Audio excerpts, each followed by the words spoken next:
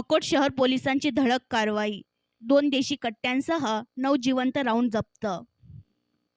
दिनांक 16 जानेवारी 2024 रोजी पोलीस उपनिरीक्षक राजेश डी जवरे हे डीबी पथकासह पोलीस स्टेशन हद्दीत पेट्रोलिंग करीत असताना त्यांना गुप्त बातमी मिळाली की 2 इसम हे अकोट ते अकोला रोडवर अकोला नाक्याच्या पुलाखाली केशरी रंगाची पल्सर मोटारसायकल घेऊन उभे असून त्यांच्याजवळ देशी कट्टा, अग्निशस्त्र आहे.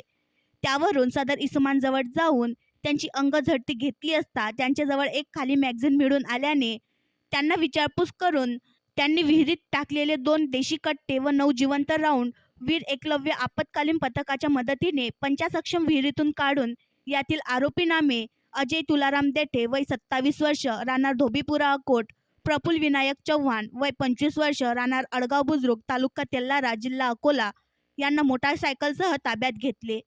त्यांच्या विरुद्ध अपराध क्रमांक 31/24 कलम 3, 25 आर्म ॲक्ट प्रमाणे गुन्हा दाखल करून तपासात घेतला. यातील दोन्ही आरोपींना दिनांक 17 जानेवारी 2024 रोजी अटक करून त्यांचा न्यायालयाकडून 2 दिवसांचा PCR मिळाला. त्यांच्याकडून गुन्ह्याच्या तपासात मास्टरमाइंड असलेला तिसरा आरोपी नामे शुभम रामेश्वर लोणकर वय 25 वर्ष राहणार नेवरी तालुका अकोट जिल्हा अकोला हल्ली मुक्काम भालेकर वस्ती वाजे पुणे निष्पन्न करून त्याचा उज्जैन मध्य प्रदेश येथे जाऊन शोध घेतला असता तो तेथून पसार झाला. त्यानंतर त्यास भालेकर वस्ती वाजे पुणे येथून ताब्यात घेऊन दिनांक 30 जानेवारी 2024 रोजी अटक करून त्यास माननीय न्यायालय अकोट यांच्याकडे हजर केले असता त्याचा 3 दिवस PCR मिळाला होता.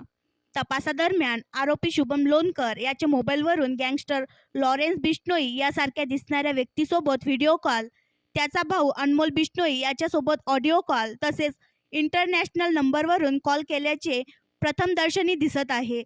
गुन्ह्याचा पुढील सर्वतोपरी तपास सुरू असून पुढील तपास पोलीस स्टेशन अकोट शहर व स्थानिक गुन्हे शाखा अकोला करीत आहेत. सदरची कारवाई ही माननीय पोलीस अधीक्षक अकोला श्री बच्चन सिंग साहेब यांच्या मार्गदर्शनाखाली पोलीस स्टेशन अकोट शहर हे करीत आहेत. जानेवारीला अकोट येथे 2 फायर आर्म्स तसेच 9 राऊंड्स जप्त करण्यात आले होते. या तपासात सुरुवातीला 2 आरोपी हे अटक करण्यात आले आणि त्याच्यानंतर पुढची तपासमध्ये असा दिसून आला की पुण्याचा एक आरोपी याने ते सगळं ऑपरेशन गाईड केला होता आणि एक मिडलमॅन मार्फत अकोटला डिलिव्हरी देण्यात आली होती. पुण्याच्या आरोपीला 29 जानेवारीला ताब्यात घेण्यात आला होता. याची पुढची तांत्रिक तपासणीमध्ये असा दिसून आला की हा आरोपीने तथाकथित लॉरेन्स बिश्नोई सोबत 2 वेळी व्हिडिओ कॉल केलेले आहे. तसेच याचा तथाकथित भाऊ अनमोल बिश्नोई सोबत पण एक ऑडिओ कॉल तसेच एक आणखी इंटरनॅशनल नंबरवरून ऑडिओ कॉल्स आहेत. पुढची तपास अकोट सिटी तसेच LC मार्फत होत आहे आणि आम्ही सर्व रीतीने सर्व अँगलने तपास पुढची करत आहेत. अकोल्यातील आणखी नवीन व्हिडिओ पाहण्यासाठी आमच्या देशमुख एक्सप्रेस न्यूज चॅनलला सबस्क्राईब करा, लाईक करा आणि शेअर करा.